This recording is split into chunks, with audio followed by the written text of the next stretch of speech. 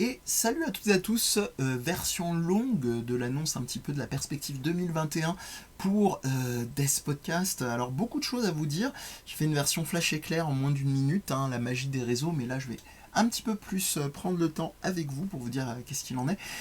Quelques petits remaniements, alors rien de grave, vous ne serez pas perdant en change, au contraire. Vous dire déjà d'ores et déjà ce qui va rester vraiment en place, on va dire peut-être les quatre piliers, même si l'idée c'est pas de hiérarchiser les émissions, c'est simplement vous dire ce qu'il en est en termes de, je dirais, de régularité, de fréquence. Donc on a notre talk Viens on en parle qui actuellement est au niveau live du confinement. Vous savez pourquoi, évidemment, au moment où on enregistre, on attend que ça se précise pour reprendre l'enregistrement en présentiel. Vous pouvez aller vous abonner si ce n'est pas déjà fait, en plus des réseaux sociaux de Death Podcast, Facebook, Twitter, Instagram et la page YouTube. Vous pouvez aussi vous abonner pour Viens on en parle, qui a lui aussi, enfin elle aussi l'émission, ses propres réseaux dédiés. On vous invite à aller voir tout ça et à vous abonner, à nous soutenir et à relayer, bien entendu. Vous avez le Catchacast, l'émission donc, qui parle de culture, c'est difficile, catchesque, un bon exercice de diction aussi, qui elle renoue un petit peu avec son ADN podcastique et on s'est dit notamment avec Félix en particulier, qu'on allait peut-être revenir plus sur cette base-là de ce qui définit un peu le Catchacast, c'est-à-dire nos podcasts. On ne s'interdit pas évidemment, parce que preuve en est, on a enregistré avec la journaliste Sabrine autour de la question, justement, existe-t-il un journalisme du catch, qui était une émission très très chouette, et quand on a des guests, etc., on ne s'interdit pas le format live sur twitch.tv/despodcast. Je vous le dis, je vous le redis s'il y a besoin.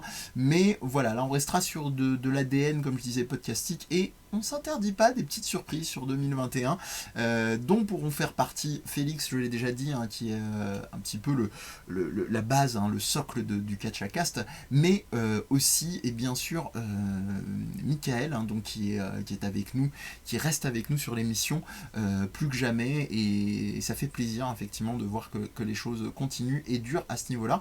Je n'ai pas mentionné, pour Viens on en parle, je m'en voudrais, donc Olivier et Amir, qui sont, vu qu'on est sur notre petit trio, un autre trio, le socle, la pierre angulaire de l'émission. Mais allez voir tout ça, si vous ne connaissez pas, c'est une bonne occasion pour découvrir ou redécouvrir le Catchacast, comme Viens on en parle, à ses propres réseaux. Allez-y, Félix publie régulièrement, se tue à la tâche des petits billets, des infos, des relais de l'actualité.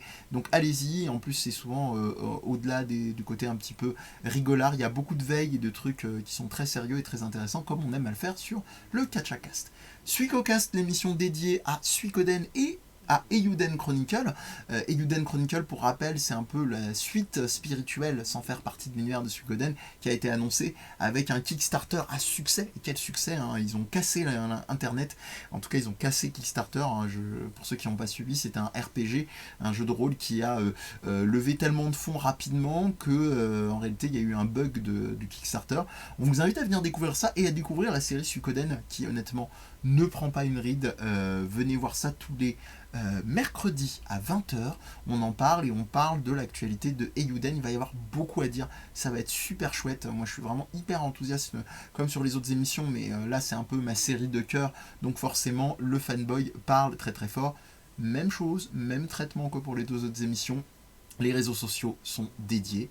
Et enfin, même combat, même traitement, Je Game Moi Non Plus qui a ses réseaux sociaux, Facebook, Twitter, et vous retrouvez toutes les infos. Je Game Moi Non Plus, c'est un petit peu spécial parce qu'il y a eu une espèce de stand-by, on va dire, lié à, comment vous dire ça, non pas à un manque de motivation ou de temps pour enregistrer, mais plutôt à des formats qui sont un peu multipliés.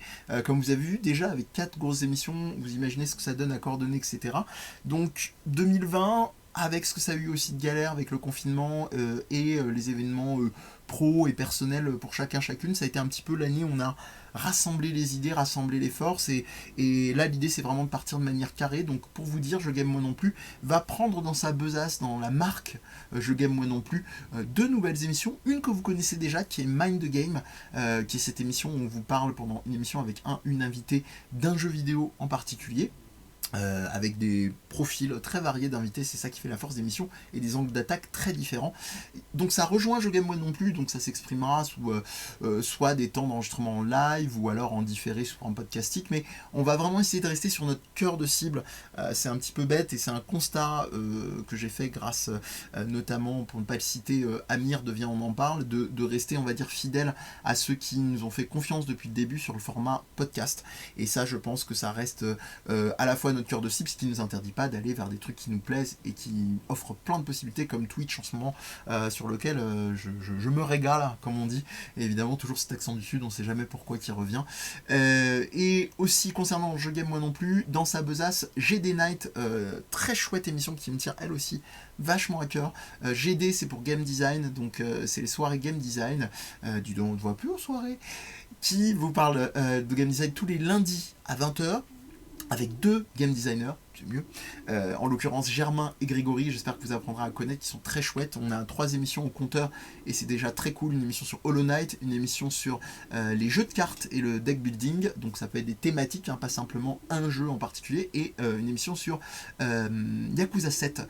Donc on vous invite à venir voir ça, il y a une playlist, hein, qui est dédiée sur le YouTube, et vraiment c'est très très chouette, on espère que vous viendrez découvrir ça, et l'idée c'était un petit peu d'avoir cette audace, cette prétention de dire que en réalité on ne connaît pas d'émissions qui parlent vraiment de game design, mais je parle de game design mais vraiment appliqué. Il y a beaucoup d'émissions qui vont parler d'univers d'un jeu, qui vont récapituler la sortie d'un jeu, le contexte de sa sortie, mais vraiment de game design appliqué, c'est assez rare. Voire à notre connaissance, en tout cas en France, inexistant. Et j'ai vraiment voulu m'entourer de personnes qui sont des gens qui travaillent dans le domaine. Après, on ne s'interdit pas, évidemment, on parle de game design, mais il y aura probablement aussi des level designers, des sound designers, des narrative designers, des gens qui ont travaillé sur la direction artistique ou sur des concept art. Vous inquiétez pas, ça manque pas d'idées, on aura plein de choses très très chouettes. Vous avez aussi dans la besace des émissions, hein, elles ne disparaissent pas, bien entendu. C'était pour quand même insister sur celles qui sont qui seront les plus régulières dans le microcosme de Death Podcast. Il y aura évidemment La Fin Absolue du Monde, qui continue de sortir avec TND, JC et Fodzi. On continue notre petit rythme de croisière. On pose pas vraiment de régularité, mais on aimerait bien s'en tenir à une émission tous les 2 mois. On a également, et on va réfléchir tout au long de l'année comment ça va se relancer, Les Universitaires, qui est cette émission vraiment qui regroupe des chercheurs et des gens très pointus sur des domaines qui restent sympathiques et funky, hein, donc culture contemporaine, comme on les appelle nous, parce que pop culture, ça nous file de l'urticaire. Et venez dans les émissions, on vous expliquera pourquoi ça nous file de l'urticaire à pop culture. Mais blague à part, évidemment, on parle de la même chose, donc c'est pas un problème. Et puis voilà, je crois que j'oublie pas grand chose. Evencast et Je peux pas, j'ai podcast vont non pas disparaître, mais plutôt, je pense, s'exprimer et fusionner en fonction des situations, parce que Evencast c'était le podcast effectivement qui parlait d'événements à chaud. Donc je pense que ce sera en fonction des situations. On ressortira le joli logo de Fodzi, hein, qui s'occupait de la dimension, on va dire, de la plupart des logos de l'univers Death Podcast. Et Je peux pas, j'ai podcast, on restera sur cette logique d'improvisation. Voilà, on s'interdit rien, les émissions ne disparaissent pas dans les limbes, mais pour être vraiment transparent avec vous, elles seront clairement moins fréquentes, parce qu'il faut arriver, je pense, à garder une espèce de cap et à tenir des émissions un petit peu plus régulièrement. Ça n'empêche pas des surprises, notamment une émission, j'espère, qui vous donnera le sourire. On en reparlera d'ici là, en temps voulu, quand ce sera bien lancé et bien prêt. Et voilà, que vous dire de plus si ce n'est suivez Death Podcast, vous avez les émissions, vous avez le Patreon, sur lequel aussi, nouveauté, patreon.com/deathpodcast, sur lequel vous pouvez nous suivre et nous donner, si vous pouvez nous soutenir financièrement. Si vous ne le pouvez pas, évidemment, il n'y a aucun souci, mais vous pouvez aussi envisager de nous soutenir en partageant. Je précise, comme je le fais sur la plupart des petites pastilles vidéo, partagez, parce que les likes, c'est très chouette, on crache pas dessus, ça réchauffe le cœur, pour reprendre l'accent du Sud encore, mais c'est pas ça qui nous permet en fait suffisamment de visibilité, et surtout, au-delà de la visibilité, pas dans un ego trip ou des lacunes au niveau narcissique, mais plutôt de se dire que c'est ça qui nous permet aussi d'avoir des retours critiques, parce que vous savez que les algorithmes sont de plus en plus fermés, fixé. C'est difficile effectivement d'avoir des relais, même lorsqu'on peut participer sur une émission ou une autre. Bon, moi j'ai de la chance d'être effectivement invité, d'avoir des gens très généreux qui en parlent, mais voilà, on compte sur vous. Si vous pouvez partager, s'il vous plaît, Facebook, Twitter, Instagram, on y est. N'hésitez pas, ça demande juste un petit clic sur votre téléphone ou sur votre ordi. Ça coûte pas grand chose, mais pour nous, ça nous aide beaucoup et ça nous permet d'avoir des retours. Et aussi, on vous le cache pas, au-delà des dons concrets, d'avoir une certaine crédibilité, c'est-à-dire après, en allant voir les gens, sans être dans un acharnement de se dire on a 15 millions de viewers, de spectateurs, et ben c'est plus facile aussi pour négocier, vous apporter un maximum de gens et une variété d'invités sur les émissions parce que c'est un truc qui nous tient à cœur. Merci si vous avez écouté en entier ou en diagonale, peu importe. Si vous avez l'essentiel des infos, allez-y, parlez-en autour de vous. Hein, vraiment, c'était Mehdi de Death Podcast et je vous dis à bientôt sur l'année 2021. Et puis 2020 n'est pas fini. Hein. Ciao.